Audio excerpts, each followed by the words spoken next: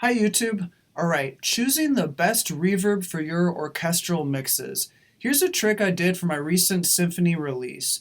First, what I did was I exported a rough mix of the first song with no reverb at all going on that mix. Then I brought that into a new session here and put it on a single track. Next, I created a bunch of buses. I even had more buses than this going, and they all had tons of reverb presets from all sorts of different manufacturers. For my symphony, I was specifically seeking a big epic sound, so I would load in lots of presets from, large halls, medium halls, scoring stages, stuff like that. And so next, then what I do is, I'd mute all of the buses except for one. In this example, just bus number one is enabled right now. I disable all of these to start. I'd initiate playback, and then I would cycle through these one at a time, listening carefully to the reverb being applied to my overall song.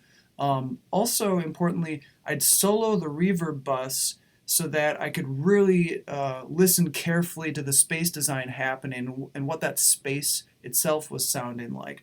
And so I do that one by one, enable, disable, enable, disable.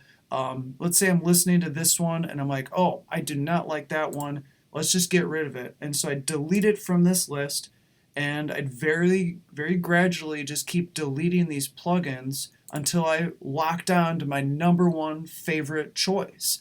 Kind of like an NCAA tournament bracket of reverbs.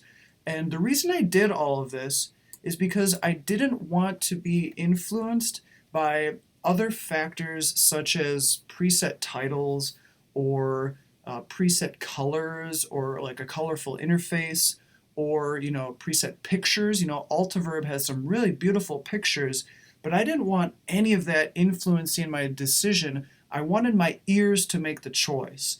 Um, and so it was kind of like a blind test of reverb just using my ears.